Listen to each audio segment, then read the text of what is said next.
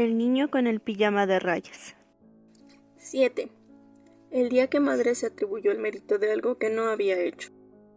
Varias semanas después de que Bruno llegara a Auschwitz con su familia, y sin ninguna perspectiva en el horizonte de recibir una visita de Karl Daniel Martín, el niño decidió que lo mejor que podía hacer era empezar a buscar alguna forma de distraerse, o podría volverse loco. Solo había conocido a una persona a la que se consideraba loca, Roger, un hombre de la misma edad que padre, y que vivía al doblar la esquina de su antigua calle en Berlín. Solía verlo pasear de arriba abajo por la calle, a cualquier hora del día o la noche, discutiendo acaloradamente consigo mismo. A veces la trifulca se descontrolaba y Roger intentaba dar puñetazos a su propia sombra en la pared. De vez en cuando peleaba con tanta rabia que golpeaba con los puños el muro de ladrillo, y se hacía sangre. Entonces caía de rodillas, se echaba a llorar desconsoladamente y se daba palmadas en la cabeza. Algunas ocasiones la había oído pronunciar aquellas palabras que a él no le dejaban pronunciar, y cuando eso ocurría no podía parar de reír. «No te burles del pobre Roger», le había dicho su madre una tarde, después de que el niño le relatara su última aventura. «No tienes ni idea de lo mal que lo ha pasado en la vida». «Está loco», dijo Bruno, llevándose un dedo a la sien y describiendo en círculos mientras silbaba para indicar lo chiflado que estaba. El otro día se acercó a un gato que había en la calle y lo invitó a tomar té. «¿Y qué dijo el gato?», preguntó Gretel, que se estaba preparando un bocadillo en la encimera de la cocina. «Nada», contestó Bruno, «era un gato». «Lo digo en serio», insistió madre. «Franz era un joven encantador y yo lo conocí cuando era niña. Era amable y considerado, y bailaba muy bien, pero lo hirieron de gravedad en la Gran Guerra, en la cabeza. Es por eso que ahora se comporta de ese modo. No tiene ninguna gracia. No tienes ni idea de lo que tuvieron que soportar aquellos jóvenes. No puedes imaginar cuánto sufrieron». Entonces Bruno solo tenía 6 años, y no estaba muy seguro de a qué se refería madre. «Eso pasó hace mucho tiempo», explicó ella cuando su hijo se lo preguntó. «Antes de que tú nacieras. Franz fue uno de los jóvenes que lucharon por nosotros en las trincheras. Tu padre lo conocía muy bien, de hecho creo que sirvieron juntos». «¿Y a padre qué le pasó?» «No importa. La guerra no es un tema de conversación agradable. Me temo que dentro de poco pasaremos mucho tiempo hablando de ella». Aunque el diálogo había tenido lugar unos 3 años antes de que la familia se mudara a Auschwitz, y durante ese tiempo Bruno no había pensado mucho en Roger, sin embargo, ahora tuvo la certeza de que si no hacía algo sensato, algo en lo que lo pudiera emplear su mente, él también acabaría pasando por las calles, peleando consigo mismo e invitando gatos callejeros a reuniones sociales. Para mantenerse ocupado, Bruno decidió toda la mañana y toda la tarde de un sábado a preparar un nuevo pasatiempo. A cierta distancia de la casa, en una zona que se veía desde la habitación de Gretel, pero no desde la suya, había un roble de tronco muy grueso. Era un árbol alto, con grandes y gruesas ramas capaces de soportar el peso de un niño. El árbol parecía tan viejo que Bruno estimó que lo habían plantado a finales de la Edad Media, una época que había estudiado recientemente y que encontraba fascinante, sobre todo por los caballeros que vivían grandes aventuras de tierras lejanas y hacían interesantes descubrimientos. Solo había 2 cosas que Bruno necesitaba para su nuevo pasatiempo: unos trozos de cuerda y un neumático. Encontrar la cuerda fue fácil, pues en el sótano de la casa se almacenaban varios rollos, y no le llevó mucho tiempo hacer algo tan peligroso, como buscar un cuchillo afilado y cortarlo todos los trozos que consideró necesarios. Los llevó al roble y los dejó en el suelo para utilizarlos más adelante. El neumático ya era otra cosa. Aquella mañana en particular, ni madre ni padre estaban en la casa. Ellos habían marchado temprano en tren a una ciudad cercana donde pasaría el día a cambiar de aires, mientras que a él lo habían visto dirigirse hacia las cabañas que se veían desde la ventana de Bruno. Como de costumbre, había muchos camiones y jeeps militares aparcados cerca de la casa, y aunque Bruno sabía que era imposible robarles un neumático, siempre cabía la posibilidad de encontrar uno suelto en alguna parte. Cuando salió de la casa, vio a Gretel hablando con el teniente Clutter, y sin mucho entusiasmo decidió que él era la persona idónea. Clutter era el joven oficial al cual Bruno había visto el día de su llegada a Auschwitz, el que había aparecido en el piso de arriba de su casa y que lo había mirado de un momento antes de saludarlo con la cabeza y seguir su camino. Bruno lo había visto varias veces desde entonces. Entraba y salía de la casa como si fuera de la familia. Además, no tenía prohibido entrar al despacho de padre. Pero no habían hablado mucho. Bruno no habría sabido explicar por qué, pero el teniente no le caía bien. Alrededor de aquel teniente había una atmósfera fría que hacía que Bruno sintiera ponerse un jersey. Sin embargo, no había nadie más a quien pedírselo, así que se armó de valor y se acercó a saludar.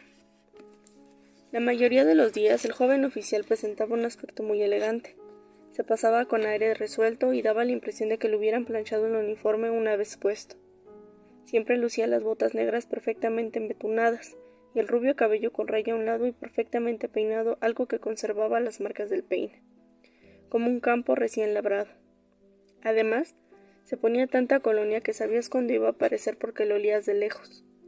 Bruno había aprendido a no quedarse donde el viento le trajera su perfume, por temor a desmayarse. Pero aquel día, como era sábado por la mañana y hacía tanto sol, el teniente no iba tan arreglado. Llevaba camiseta blanca, unos pantalones normales y un rebelde mechón de cabello le tapaba la frente. Tenía los brazos asombrosamente bronceados y un músculo que Bruno ya hubiera querido para sí. Ese día parecía tan joven que el niño se sorprendió. De hecho, le recordó a los chicos mayores de la escuela, aquellos a los que no era conveniente acercarse. Estaba absorto en una conversación con Gretel, y lo que decía debía ser tremendamente gracioso, puesto que ella reía a carcajadas y se sonrojaba con el cabello en los dedos formando tirabuzones. «Hola», dijo Bruno al acercarse a ellos. Gretel lo miró con cara de fastidio. «¿Qué quieres?», le preguntó. «No quiero nada», le espetó Bruno mirándola con desdén. «Solo he venido a saludar». «Tendrá que perdonar a mi hermano pequeño», le dijo Gretel al teniente. «Es que solo tiene 9 años». «Buenos días, jovencito», dijo y entonces estiró un brazo, y para gran espanto de Bruno, le alborotó el cabello. Al niño le dieron ganas de derribarlo de un empujón y saltarle sobre la cabeza. «¿Y qué te trae por aquí tan temprano un sábado por la mañana?» «No es tan temprano», dijo Bruno. «Son casi las 10 en punto». El oficial se encogió de hombros. «Cuando yo tenía tu edad, mi madre no podía levantarse de la cama hasta la hora de comer. Me decía que si me pasaba la vida durmiendo no crecería y me quedaría enclenque». «Ah, pues en eso andaba muy equivocada, ¿verdad?», dijo Gretel con una sonrisa tonta. Bruno la miró con desagrado. Su hermana hablaba con una vocecilla cursi, como si tuviera la cabeza llena de serrín. Estaba deseando alejarse de ellos y no le interesaba saber de qué estaban hablando. Pero sus intereses lo obligaban a pedir al teniente lo inconcebible, un favor.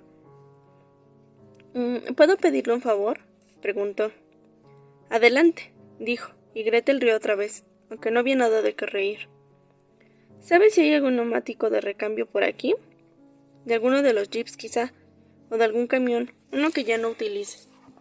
«El único neumático de recambio que he visto últimamente por aquí es del sargento Hofstadter, y lo lleva siempre alrededor de la cintura», contestó, mientras sus labios esbozaban algo parecido a una sonrisa. Aquello no tenía ningún sentido para Bruno, pero a Gretel hizo tanta gracia que empezó a sacudirse como si bailara sin moverse del sitio. «¿Pero lo utiliza o no?», preguntó Bruno. «¿El sargento? Sí, me temo que sí. Le tiene mucho aprecio ese neumático de recambio». «Basta», dijo Gretel secándose las lágrimas. «¿No ve que no le entiende? Solo tiene 9 años». «¿Quieres hacer el favor de callarte?», replicó el niño mirando con fastidio a su hermana. Y era bastante penoso tener que pedirle un favor al teniente, y solo faltaba que su propia hermana se burlara de él en ese momento. «Tú solo tienes 12 años», añadió. «Deja de fingir que eres mayor de lo que eres». «Tengo casi 13», dijo Gretel con brusquedad y el semblante demudado. «Los cumpliré dentro de 15 días. Soy un adolescente, como usted». El teniente sonrió y asintió con la cabeza, pero no dijo nada. Bruno lo miró a los ojos. Si hubiera tenido delante otro adulto, habría puesto los ojos en blanco para dar a entender que ambos sabían que las niñas eran tontas y las hermanas tremendamente ridículas. Pero aquel no era cualquier adulto. Aquel era el teniente. «Bueno», dijo Bruno ignorando la mirada de rabia que Gretel le dirigía. «Aparte de ese, ¿hay algún otro sitio donde pueda encontrar un neumático desechado?» «Claro que sí», dijo el teniente, que había dejado de sonreír y de pronto parecía estar aburriéndose de todo aquello. «Pero, ¿para qué lo quieres?» «Quiero construir un columpio. Ya sabe, con un neumático y cuerda colgado de las ramas de un árbol. Ah, ya. Asintió con la cabeza como si para él aquellas cosas solo fueran recuerdos lejanos, pese a que, como Greta le había señalado, él tampoco era más que un adolescente. Sí, yo también me hacía columpios cuando era pequeño. Mis amigos y yo pasábamos tardes estupendas jugando con ellos. A Bruno le sorprendió tener algo en común con él, y aún más saber que el teniente había tenido amigos. Así pues, ¿qué le parece?, preguntó. ¿Hay alguno por aquí? Lo miró fijamente, como si vacilara entre darle una respuesta directa o intentar alguna chanza más. Entonces vio a Pavel, el anciano que por las tardes acudía a la cocina a pelar las hortalizas para la cena, antes de ponerse la chaqueta blanca y servir la mesa, dirigiéndose hacia la casa. Y por lo visto se decidió. Tú! Gritó y añadió una palabra que Bruno no entendió. Ven aquí, dijo la palabra otra vez, y su áspero sonido hizo que Bruno desviara la mirada y se sintiera avergonzado de formar parte de aquella escena. Pavel fue hacia ellos, y el joven oficial le habló con insolencia pese a que podría haber sido su nieta. Lleva a este jovencito al almacén que hay detrás de la casa. Amontonados junto a una pared verás unos neumáticos viejos. Que elija uno y tú se lo llevas a donde él te diga. ¿Has entendido? Pavel sujetó su gorra con ambas manos y asintió, agachando la cabeza aún más de lo habitual. Sí, señor, respondió en voz baja casi inaudible. Y después, cuando vuelvas a la cocina, asegúrate de que te lavas bien las manos antes de tocar la comida, asqueroso. El teniente repitió aquella palabra que ya había empleado 2 veces y al hacerlo escupió un poco. Bruno miró a Gretel, que había estado contemplando embelesada los reflejos del sol en el cabello del teniente, pero que en ese momento parecía un poco incómodo como su hermano. Ninguno de los dos había hablado con Pavel hasta entonces, pero era muy buen camarero, y según padre, los buenos camareros no abundaban. Ya puedes irte, dijo el teniente. Pavel dio media vuelta y guió a Bruno hasta el almacén. De vez en cuando el niño miraba hacia atrás a su hermana y al oficial, porque sentía el impulso de volver ahí y llevarse a Gretel, pese a que era una pesada y una egocéntrica, y la mayor parte del tiempo se mostraba cruel con él. Pero no le hacía ninguna gracia dejarla sola con un individuo como el teniente. Desde luego, no había forma de disimularlo. El teniente era sencillamente repugnante. El accidente se produjo 2 horas después de que Bruno hubiera encontrado un neumático adecuado, y Pavel lo hubiera arrastrado hasta el gran roble que se veía detrás de la ventana de Gretel. Bruno había trepado y bajado, trepado y bajado, trepado y bajado, por el tronco hasta atar bien un extremo de las cuerdas a las ramas y el otro al neumático. Hasta ese momento toda la operación había sido un éxito rotundo. Él había construido un columpio similar en otra ocasión, aunque con la ayuda de Carl, Daniel y Martín. Ahora lo estaba haciendo solo, lo cual comportaba que la operación resultara mucho más arriesgada. Sin embargo, lo consiguió. Por fin instalado en el centro del neumático, empezó a columpiarse como si no hubiera ni una sola preocupación, sin importarle que fuera uno de los columpios más incómodos que se había sentado jamás. Luego se tumbó boca abajo sobre el neumático y dio impulso con los pies contra el suelo. Cada vez que el neumático se balanceaba hacia atrás, Bruno alcanzaba a tocar el tronco de un árbol con el pie, lo que le permitía impulsarse para elevarse más rápido y más alto. Aquello funcionó muy bien hasta que de pronto resbaló del neumático justo cuando intentaba darse un buen impulso. Cayó de bruces al suelo produciendo un ruido sordo. Todo se volvió negro, pero al punto recuperó la visión y se incorporó. En ese momento el neumático oscilaba hacia atrás y le golpeó la cabeza. El niño soltó un grito y se apartó de su trayectoria. Cuando por fin logró ponerse de pie le dolían mucho un brazo y una pierna, pues había caído sobre ellos, aunque no creía que los tuviera rotos. Se miró la mano y la vio cubierta de arañazos y el codo se había hecho un buen rasguño. La pierna le dolía más que el brazo, y cuando se miró la rodilla, que asomaba justo por debajo de sus pantalones cortos, vio un ancho corte que parecía estar esperando a que Bruno lo descubriera, pues en ese instante la herida empezó a sangrar profusamente. «Vaya», exclamó Bruno y se preguntó qué debía hacer, pero no tuvo que preguntárselo mucho rato, ya que el roble donde había construido el columpio estaba en el mismo lado de la casa que la cocina, y Pavel, que se encontraba junto a la ventana pelando patatas, había visto el accidente. Cuando el niño levantó de nuevo la cabeza, vio a Pavel corriendo hacia él, y entonces se sintió lo bastante seguro para abandonarse a la sensación de mareo que lo embargaba. Estuvo a punto de caerse, pero esta vez no llegó a tocar el suelo porque Pavel lo sujetó. «No entiendo lo que ha pasado», balbuceó. No parecía peligroso.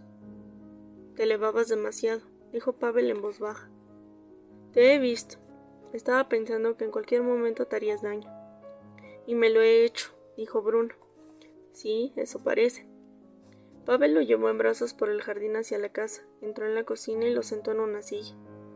¿Dónde está madre?, preguntó Bruno mirando alrededor en busca de la primera persona a la que siempre recurría cuando tenía algún problema. Me temo que tu madre todavía no regresa, dijo Pavel, que se había arrodillado delante de Bruno para examinarle la rodilla. Solo estoy yo.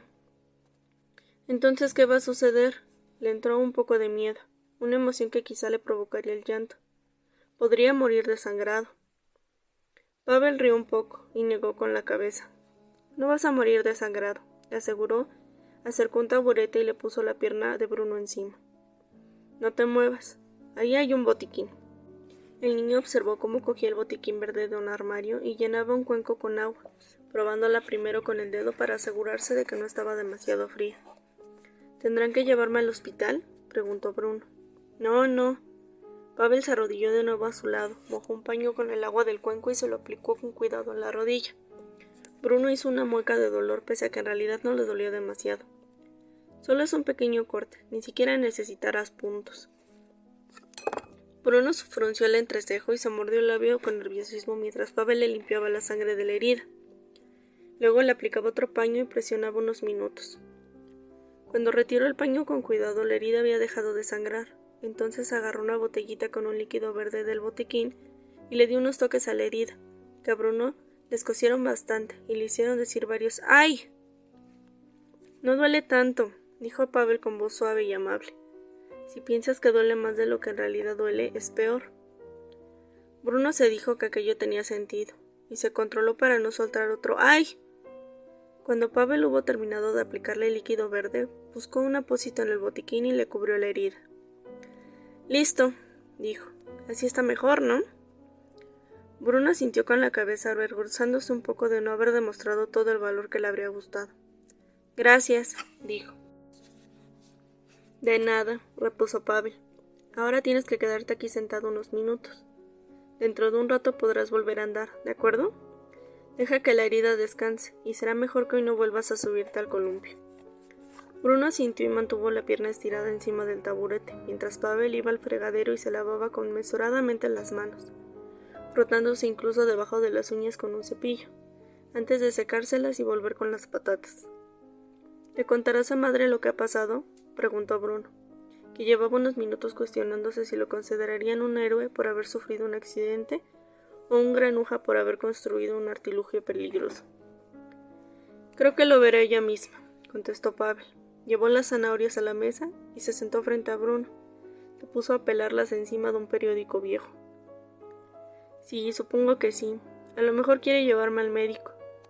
No lo creo, dijo Pavel en voz baja. Eso nunca se sabe, repuso Bruno, que no quería que le quitaran importancia a su accidente. Al fin y al cabo era lo más emocionante que le había pasado desde su llegada. Podría ser lo peor que lo que parece. No lo es, repuso Pavel, que prestaba toda su atención a las zanahorias. ¿Y usted cómo lo sabe?, se apresuró a preguntar Bruno, un poco molesto pese a que aquel hombre lo había levantado del suelo, llevando a la casa y curado la herida. Usted no es médico. Pavel dejó de pelar una zanahoria un momento, lo miró sin levantar la cabeza, como si estuviera pensando qué replicar. Entonces suspiró y dijo, sí lo soy. Bruno se quedó mirándolo sorprendido. Aquello no tenía ninguna lógica. Pero si usted es camarero, dijo despacio, y pela las hortalizas para la cena, ¿cómo puede ser también médico? Mira, joven, repuso Pavel, y Bruno agradeció que tuviera la delicadeza de llamarlo joven, en lugar de jovencito, como había hecho el teniente. Te aseguro que soy médico. Que uno contemple el cielo por la noche no lo convierte en astrónomo, ¿sabes? Bruno no tenía ni idea de qué quería decir con eso, pero sus palabras hicieron que lo observara atentamente por primera vez. Era un hombre menudo y delgado, con largos dedos y facciones angulosas. Era mayor que padre, pero más joven que abuelo, lo cual significaba que era bastante anciano, y aunque Bruno nunca lo había visto antes de llegar a Auschwitz, su cara tenía algo que le hizo pensar que en el pasado había llevado barba. Pues no lo entiendo, dijo Bruno, tratando de llegar al fondo del asunto. Si es médico, ¿por qué trabaja de camarero? ¿Por qué no está en un hospital? Pavel vaciló largamente antes de contestar, y mientras lo hacía Bruno no dijo nada. No sabía por qué, pero tenía la impresión de que lo educado era esperar hasta que Pavel decidiese hablar. Antes de venir aquí practicaba la medicina, dijo al final. ¿Practicaba? Repitió Bruno, que no estaba familiarizado con aquella expresión. ¿Qué pasaba? ¿No lo hacía bien? Pavel sonrió. Sí, lo hacía muy bien, verás, siempre quise ser médico, desde que era muy pequeño, desde que tenía tu edad. Yo quiero ser explorador, dijo rápidamente Bruno. Te deseo suerte. Gracias. ¿Ya has descubierto algo? En nuestra casa de Berlín se podía explorar mucho, recordó Bruno. Pero claro, era una casa muy grande, no se imaginaba cómo de grande, y había muchos sitios para explorar. Aquí es diferente. Aquí nada es igual, coincidió Pavel. ¿Usted lleva mucho tiempo en Auschwitz? Pavel dejó la zanahoria y el pelador en la mesa y reflexionó. Creo que siempre he estado aquí, dijo con un hilo de voz. ¿Se crió aquí? No, negó con la cabeza. No me crié aquí. Pero si acaba de decir... Antes de que Bruno terminase la frase, se oyó la voz de madre fuera. Pavel se puso en pie de un brinco y volvió al fregadero con las zanahorias, el pelador y el periódico lleno de pieles. Le dio la espalda a Bruno, agachó la cabeza y no volvió a hablar. ¿Se puede saber qué te ha pasado?, preguntó madre cuando llegó a la cocina y se inclinó para examinar el apósito que cubría la herida de Bruno. He construido un columpio y me caí de él, explicó el niño. Y entonces el columpio me golpeó la cabeza y casi me desmayo. Pero Pavel me trajo aquí, me curó y me puso un apósito. Aunque me escocía mucho, no he llorado, ni una sola lágrima. ¿Verdad que no, Pavel? Pavel se volvió ligeramente hacia ellos, pero no levantó la cabeza. Le he limpiado la herida, dijo el anciano con voz queda, sin contestar a la pregunta del niño. No hay nada que temer. Ve a tu habitación, Bruno, dijo madre que parecía muy turbada. Es que... No discutas, ve a tu habitación. Bruno bajó de la silla, y al cargar el peso sobre la que había decidido llamar su pierna mala, le dolió un poco. A continuación salió de la cocina, pero mientras iba hacia la escalera oyó a madre dar las gracias a Pavel, y se alegró porque parecía evidente que, de no ser por él, habría muerto desangrado. Antes de subir al piso de arriba, oyó otra cosa, y aquello fue lo último que madre le dijo al camarero que afirmaba ser médico. Si el comandante pregunta algo, diremos que yo curé la herida de Bruno. Al niño le pareció terriblemente egoísta que madre se atribuyera el mérito de algo que no había hecho.